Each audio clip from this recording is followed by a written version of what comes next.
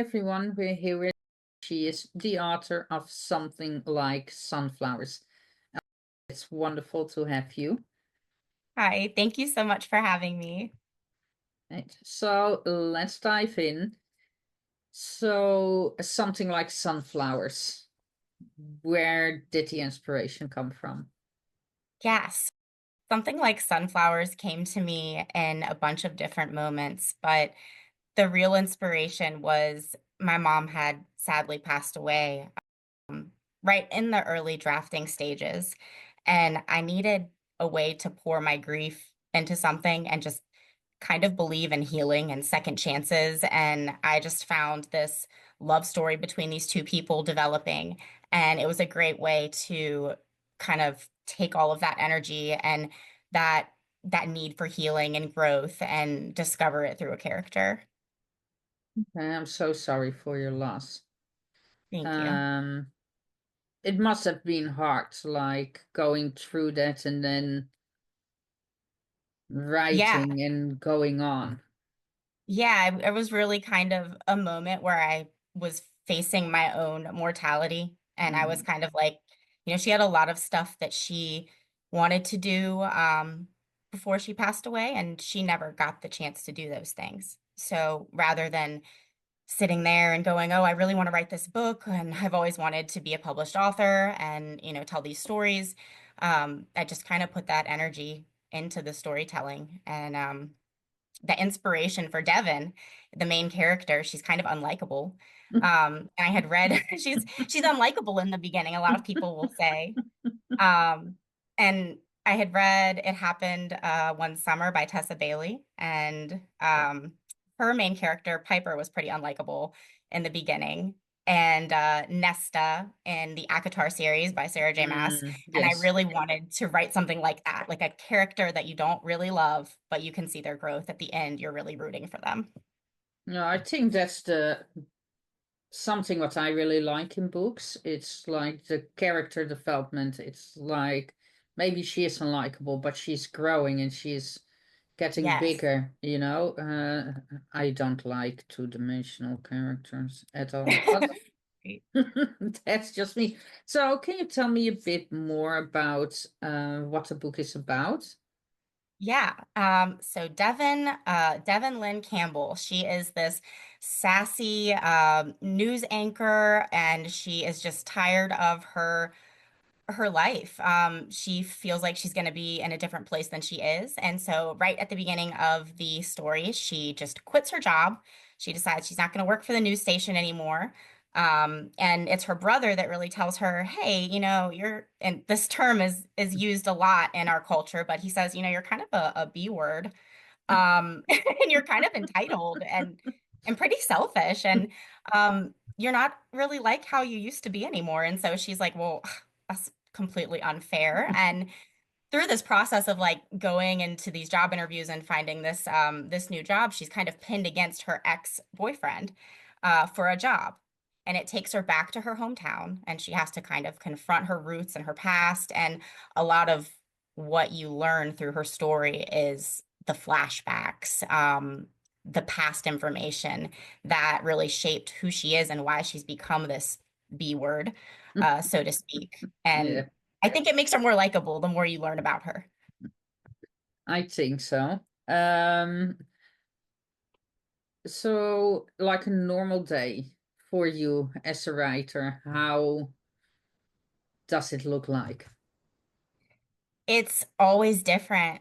And I wish I could say I had figured out a routine. But I'm still pretty new at this process. So far, what I've learned that does work is I'm a mom first and I'm a writer second. So get my kids to school, get all of the chores and the errands done, and then between 12 and about 3:30 before they get off the bus every day, that's my solid writing or marketing time. So if I can focus during that 12 to 3 and I don't let myself wander, I can get quite a bit done. And that's the best method so far for my like typical day of being a writer.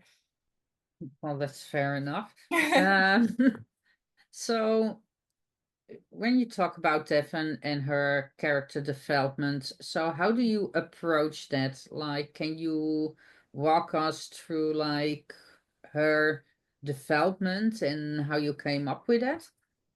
Yeah. So I have a degree in theater acting. And so a lot of my storytelling process comes from the mindset of an actor. Um, and when you're acting, you have a script somebody else has written, and you have all these words, but you don't always have the actions that you're supposed to do. Mm, And a lot of those actions come from what we call in the theater world, you have your goals and your obstacles, and it's the same thing I learned in the writing world. So you get these characters and they come on the stage. My mind is like the stage, and I'm just watching them play these things out. And in my head, I'll say, well, as an actor, what action would I do on stage to convey, this sort of like inner problem that she has? Why is she, slouched or picking at her fingernails? Is that part of who she is? And like, as I'm writing, I think I just connect them further and further. So if I've put in chapter one that she picked at her nails nervously, later when I'm in chapter two or three and I'm maybe working towards a different goal, that nuance will come back to me and I'll go, well, she's kind of a nervous person. She picked at her nails in chapter one. So let's dive into that. Why is she nervous? Like what happened in her past? And that'll really help me come up with the next chapter. And it's just like you feeding off of these one after the other ideas. And eventually, if I can make their character arc show growth metaphorically and physically in the story, then I'm really happy. I'm like, I've connected all of the dots. So I try really hard to make those inner things, like maybe some of their inner monologue, match their exterior actions the way that an actor would do on stage. So I think that's interesting because I started out as a screenwriter, to be honest. And when I went into like fiction writing and novel writing, oh, the actions that I had to come up with was like, how am I going to do this? So, as an actor, do you think like it really helped you writing a book, or were there moments that you're like, oh my God, Yeah. put me back on stage, please? Yeah. It gives me a good sense of story structure, having grown up in the theater world, because I don't have to think as much about pacing. I think naturally I go, okay, well, this is the climax. It's coming soon because everything's leading up to it, and you can feel it the way you can feel it in a play. Like you're watching a play, and all of a sudden it's right before intermission, and you can really feel that intermission's about to happen. You're like, oh, this is that big number before they let us get up and rest for a bit. And it's like that in my head too. I'm like, all right, it's coming. And I think that's just because of being so used to the story structure through a script. Um, it also has helped me a lot with characters. So, I don't know about anybody else, but characters can be hard for people to write. And like my editor will say, your dialogue's really snappy and like it feels true to the characters. And I definitely attribute that to all of the scripts that I read and all of the times that I've had to look at words on a page and, bring them to life in more than just the way that you speak. So I mean, it's been helpful. I don't think it's ever made it harder, Hmm. having a background in theater to write a story. Uh, but there are times where I think I'll be a little bit too detailed, and I'll dive so far into a character background aspect, and then I'm Yeah, like, that I don't think that was for everyone else. That was just for me to kind of understand the story better, but like we yeah. can delete all that. That can go. Yeah, like being concise can be hard, I think. But it doesn't hinder it too much. I think it definitely helps. I think so. Like, what I really took out of it is like, the storytelling. And I think the difference, and maybe you have that as well, like seeing everything in your head and playing out and Yes. then write it down, that really helped me. It's like, I'm just seeing the movie and I just put the movie on paper. Yes. That's what I tell people a lot is that if I'm having a hard time, like writer's block, or, Mm, where am I going to take this next plot point?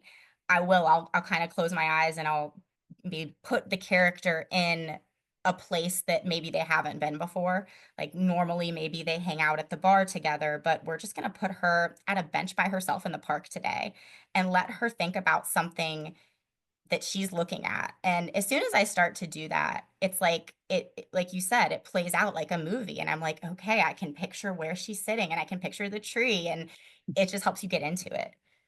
Definitely. So, like writer's block, and I know a lot of writers are dealing with it. So, how do you deal with it? Like, is it for you like just easy and picture your character just somewhere else, just outside of the story that gives you that a new burst of inspiration and energy and like, okay, let's go.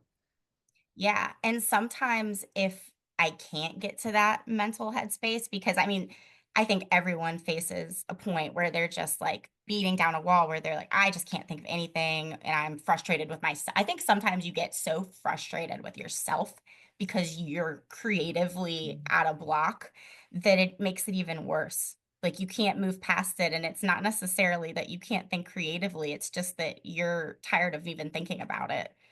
And so if I get there and I can't even clear my mental headspace to picture the character, then I'll take a pause on it. And like when I was writing book 2 in this series, because that book is in developmental edits now, Okay. that's called Something Like Sugar.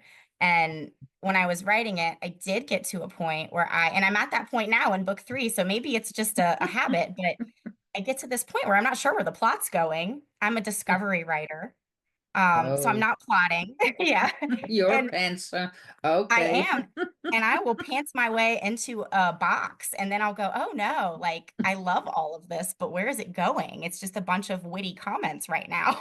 It's a bunch of witty banter. Um, and so, you kind of have to Hmm. sew the pages together a little bit. But if I get to that mental headspace and I really can't work past it, I'll switch to another project. So I took Something Like Sugar when I got to that little blocked area of my mind. I took a break and I was like, I'm just going to start book 3, and I did. I started, since they're standalones. You can Yeah. kind of start them and stop them whenever you want.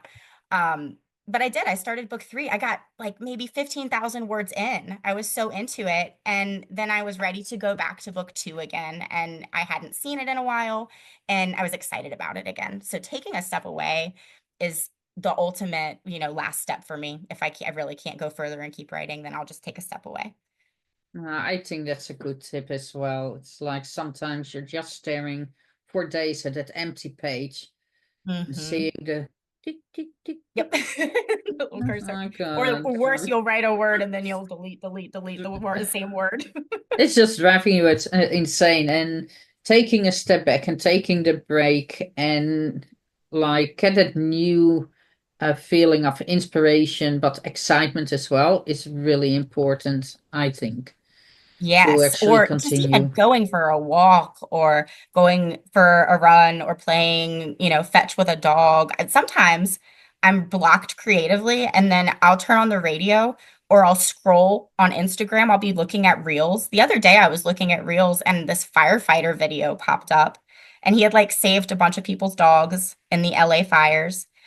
And it Okay. was so heartfelt. And I'm like, I have so many ideas about firefighter romances now. It's not helpful for my current project, but later down the road, maybe there will Hmm. be something like something. Mm, you never know where you can get your inspiration from, but I have to Great. say, fire fight romance sounds pretty good. Yes, they do. They do. So, besides like the writer's block, have you like incurred any other challenges that came to you while you were writing? Yeah, I did learn that because it was my first book that I tried to publish, I learned that the editing process is a lot more extensive than I ever imagined. I just had this idea, this newbie idea that I was going to write the book and then one person was going to edit it and look at it like one time. and they were going to fix everything for me and send it back to me. And we were going to be good and I was going to hit upload. And I actually learned that, there's a developmental editor and there's a copy editor and there's a formatter and a proofreader. And all of these people do very different things. And they can be the same people, but you've got to pay for all of them and they take Oh, time. yes. So I learned that you really have to plan it out. Where I thought something could take a month, it might take 4 months because you've got to get your edits back, revise, send them back to the editor, revise, send them to someone new to format. And that was one of the biggest struggles. It wasn't necessarily finishing the story or crafting it. It was learning what you do next. There's so much stuff.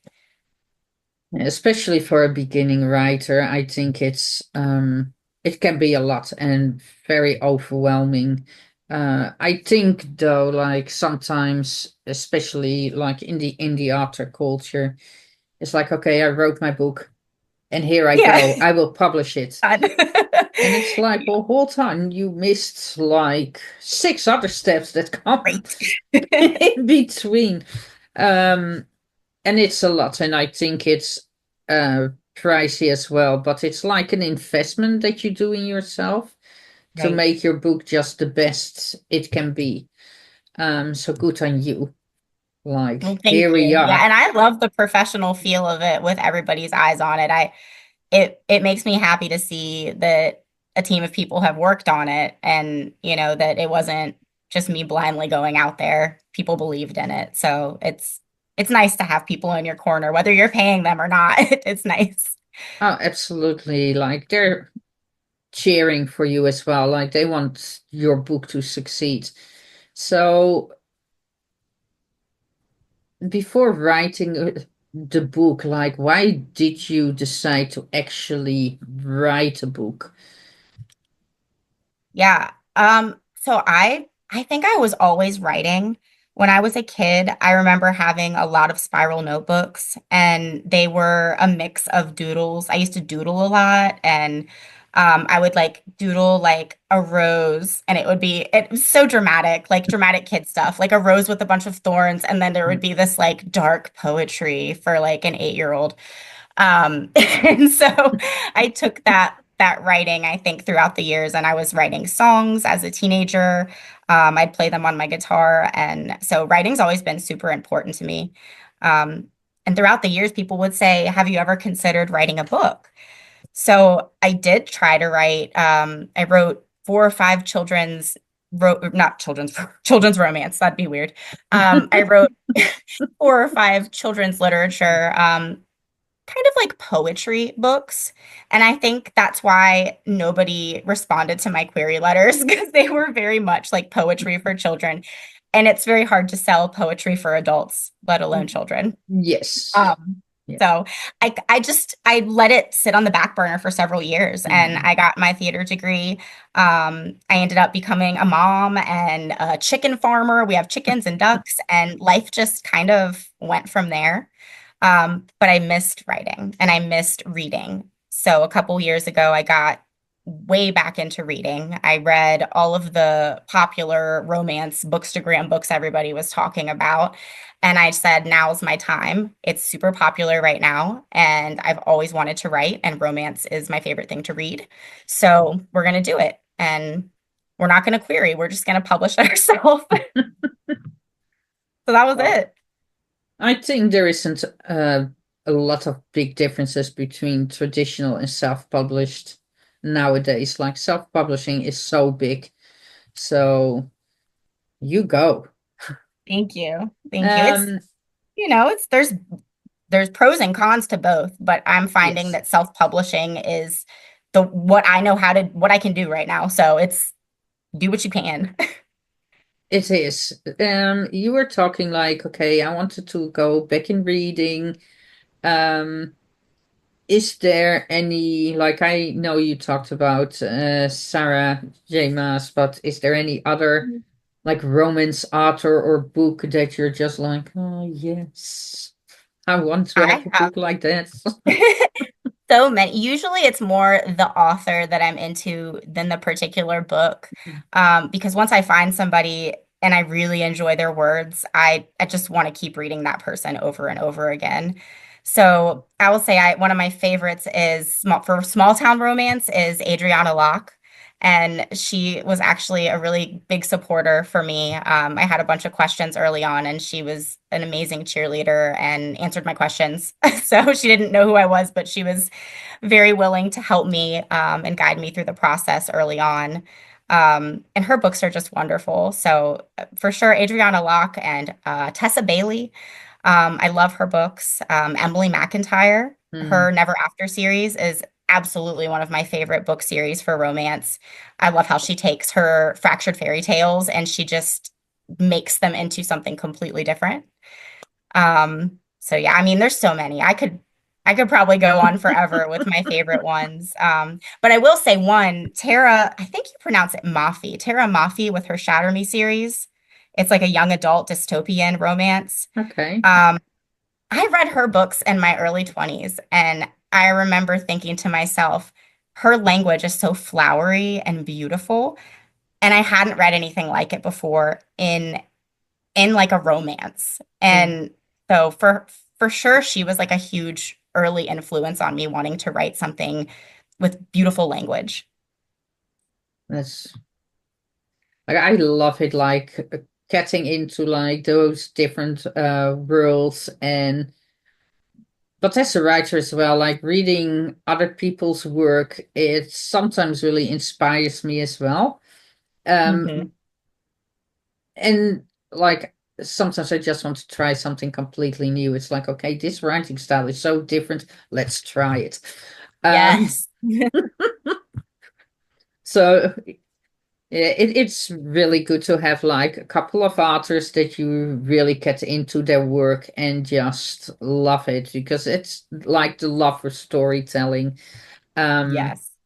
that just comes out, you know. And you were talking that there is already a second book in the Yes. making. There is. It is called Something Like Sugar, and it is centered around. So, Devon, in the first book, you are introduced to her best friend, Shayna. And Shayna is presented as the shy, kind of sheltered character. And she doesn't really talk very candidly about any of her like intimate experiences. She kind of is like super embarrassed by that kind of stuff. Mm. So she's a totally different character than our kind of materialistic and selfish Devon that you get in book one. And she is a dancer and she's dealing with grief and loss. So those themes come back into play again. I seem to come back to those a lot. Redemption arcs, there's a lot of those in there. And there is a little bit of a stalker element to something like Sugar. Ooh. So it's different. It's not a dark romance. I want to call it a stalker rom-com, but I Okay. don't know that people use that phrasing together. It's But it is. something different. It's a stalker rom-com. Very excited about that. And then book three is currently in its drafting stages, and that one is about one of a lot of my ARC readers love this character, and her name is Lemon, and she's also introduced in book one, and I dive further into her in book two. But she is a sassy billionaire's heiress, and she is thrown into a nanny situation with a single dad of four girls, and there's a 15-year age gap. So we're just going all over the place with tropes in this Mhm. series, but it all exists in this same world of Pine Forest, which is just a fictional town. And I think people are really going to enjoy the variety, hopefully. Well, I think so. Like sometimes when I have like or read series and it's really every time the same, Yes. it's getting boring. And um having just like different tropes or like putting a stalker in a romance series Yeah. without it being a dark Good. romance and over the top. That's brilliant. Like Thank you. you need to, I think, like change things up to actually keep readers interested. And like willing to read your work. So I'm pretty excited about it.